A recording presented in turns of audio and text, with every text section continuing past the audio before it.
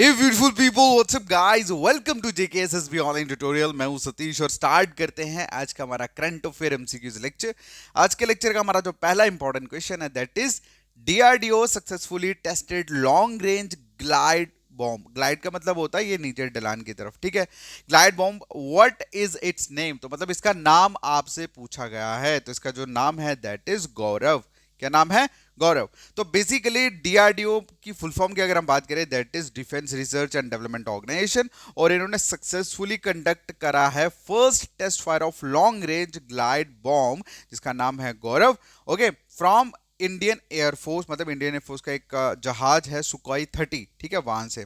और वहीं पे अगर हम बात करें ये इस गौरव बॉम्ब की, ये बेसिकली 1000 kg क्लास का बॉम्ब है और जो कैपेबल है एंगेजिंग लॉन्ग रेंज टारगेट, मतलब लॉन्ग रेंज पे जो टारगेट्स हैं उनके साथ उनको एंगेज करने के लिए, उन पर टारगेट करने के लिए ये बॉम्ब जो है मतलब बनाया गया है और ये बॉम्ब उसके लिए कैपेबल है। और इस बॉम्ब की अगर हम टेस्टिंग की बात करें तो ये कहाँ पे करी गई थी? उड़ीसा के कोस्ट में, ठीक है, वहां पे इसको टेस्ट किया गया।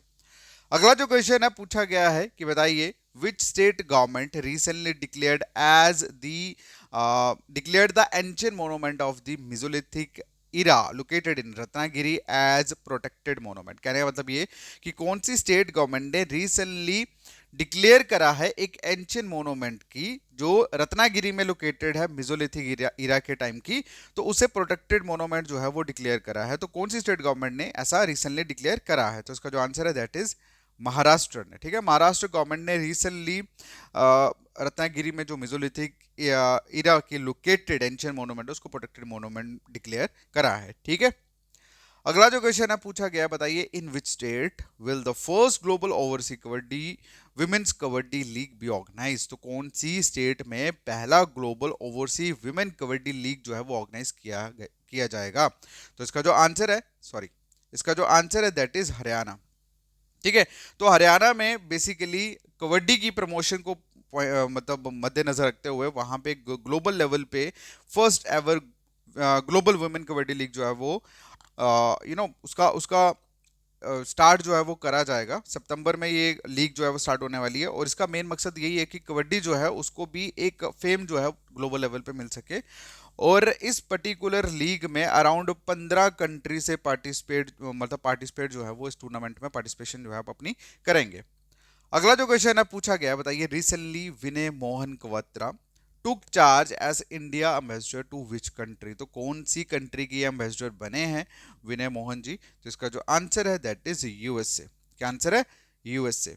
ओके, तो अगर हम बात करें, मतलब ये हमारे फॉर्मर फॉरेन सेक्रेटरी भी रह चुके हैं और अभी इन्होंने चार्ज लिया है as a India's ambassador to the United States का। अगला जो क्वेश्चन है पूछा गया है, बताइए which Indian para shuttler was recently suspended by badminton world federation? तो कहने का मतलब ये कि इंडियन बैडमिंटन प्लेयर जिन्हें recently badminton federation world federation ने सस्पेंड करा है उनका नाम क्या है? तो इसका जो आंसर है दैट इज प्रमोद भगत। क्या आंसर है? प्रमोद भगत। अच्छा, इनको अब बैन क्यों करा गया? पहले तो इनको सस्पेंड करा गया 18 मंथ के लिए, ठीक है। अब इनको बैन इसलिए करा गया क्योंकि एंटी डोपिंग रूल्स को इन्होंने वायलेंट करा है, ठीक है। और वहीं पे अगर इनके बारे में थोड़ा खास, मतलब इस एंटी डोपिंग रूल की वायलेशंस के चलते इनका सस्पेंशन था और इसी वजह से बेसिकली ये मतलब 18 महीने तक इनका कोई भी अब टूर्नामेंट में ये पार्टिसिपेट नहीं कर सकते। और इनके बारे में एक खास चीज़ बताऊं कि 2020 में जो टोक्यो ओलंपिक हुआ था ना उसमें इनका गोल्ड मेडल था, ठीक है। अगला जो क्वेश्चन है पूछा गया है, बताइए who has been appointed as the new head coach of the Indian junior men's hockey team?